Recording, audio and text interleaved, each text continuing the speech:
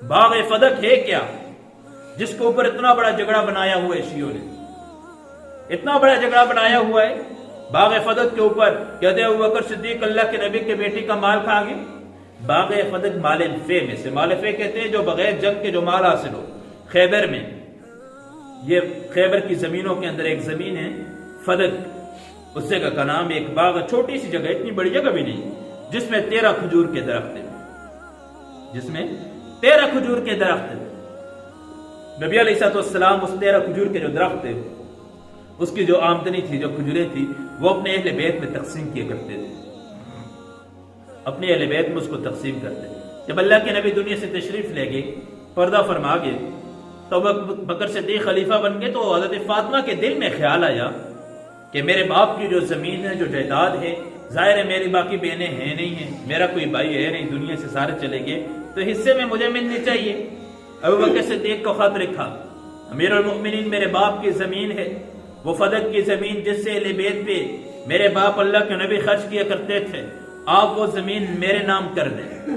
وراثت میں مجھے ملنی چاہیے۔ ادھر ازواج مطہرات کو اس بات کا پتہ چلا، ازواج مطہرات نے کہا کہ جب بیٹی کو حصہ ملے گا تو ہم بیویاں ہیں، وہ ہماری بیٹی ہے، ہمارا حصہ بھی ہے، ہمارا حصہ بھی بنتا ہے، اگر اولاد ہو تو سمن ہے، اولاد نہ ہو تو ربو ہے، اولاد نہ ہو تو ربو ہے، اولاد ہے، سمن ہے، کوئی حصہ ہمارا بھی بنتا ہے۔ ازواج مطہرات نے حضرت عثمان رضی اللہ تعالیٰ عنہ کو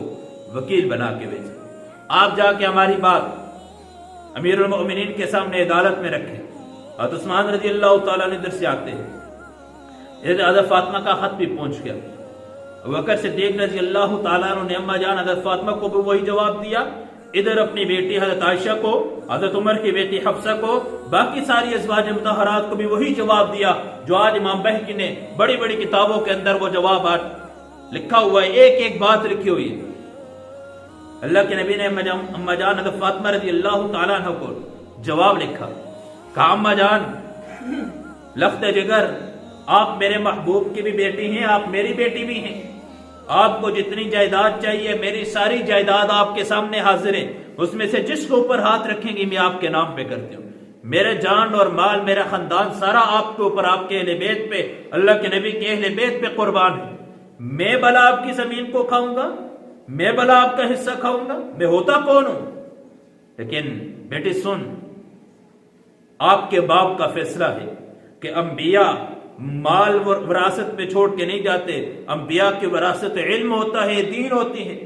علم وراثت میں ہوتی ہے۔ آپ اس کے ثبوت کے لیے اپنے خاوند حضرت علی سے پوچھئے، حضرت عباس سے پوچھئے، اپنے خاندان کے لوگ گواہ ہیں کہ اللہ کے نبی یہ فیصلہ کر کے گئے ہیں، میں ابو بکر آپ کا مال کیسے کھا سکتا ہوں؟ ہرگز ایسا نہیں ہو سکتا۔ تو آتا ہے کہ اما جان فاطمہ نے کہا ٹھیک ہے، اگر میرے باپ کا فیصلہ ہے تو میں راضی ہوں، میرے باپ کا فیصلہ ہے میں راضی ہوں۔ لیکن امام بہقی روایت کرتے ہیں کہ البدایہ والنہایہ کے اندر بھی یہ روایت ہے کہ حضرت ابوبکر صدیق نے اس پہ بات ختم نہیں کی، حجت قائم کرنے کے لیے دوبارہ چل کے گئے حضرت علی کے دروازے پہ۔ امیر المؤمنین چل کے علی کے دروازے پہ جاتے، دستک دی، حضرت علی باہر آئے، کہا اما جان حضرت فاطمہ سے پردے میں بات کرنا چاہتا ہوں، کہا اجازت لے کے آتا ہوں، کہا ٹھیک ہے اجازت لے کر آئے۔ اندر گئے، کہا فاطمہ ابو بکر آئے ہیں، آپ سے بات کرنا چاہتے ہیں، کہا جیسے آپ کے رضا، آپ راضی ہیں تو میں بھی راضی ہوں، بات کرتی ہوں پردے میں۔ ابو بکر صدیق اندر آئے، پردے کے اندر بیٹھے، پھر وہاں البدایہ والنہایہ کے اندر یہ بات ہے، کہا کہ اما جان غور سے سنیے، اما جان میں آپ کے مال کو کھانے والا نہیں ہوں، اما جان میری بیٹی عائشہ ہے، میں نے اس کو بھی یہی جواب دیا ہے، حضرت عمر کی بیٹی ہے، میں نے اس کو بھی یہی جواب دیا ہے، میں آپ کے مال کو کھانے والا نہیں ہوں، میری ساری جائیداد آپ کے سامنے حاضر ہے، آپ جس کے اوپر ہاتھ رکھیں گے وہ اٹھا کے آپ کے نام پہ میں کر دوں۔ اما جان میں آپ کا مال کھاؤں گا؟ میں نے آپ کے باپ کی خاطر گھر سے بے گھر ہوا سارا خاندان چھوڑ دیا، میں نے آپ کے باپ کی خاطر ساری کی ساری مارکیٹیں میری 6 ریشم کی مارکیٹیں تھی، میں نے آپ کے باپ کے قدموں پہ نچھاور کی۔ وہ غزوہ تبوک کا موقع آیا، اللہ کے نبی نے چندے کے، آپ کے باپ نے چندے کا اعلان کیا، میرے گھر میں جو کچھ تھا سارا اٹھا کے آپ کے باپ کے قدموں میں لا کے پھینک دیا۔ وہ ہجرت کا موقع آیا، 2 اونٹنیاں اٹھا کے آپ کے باپ کے قدموں پہ میں نے نچھاور کی، 4000 دینار میں نے آپ کے باپ کے قدموں پہ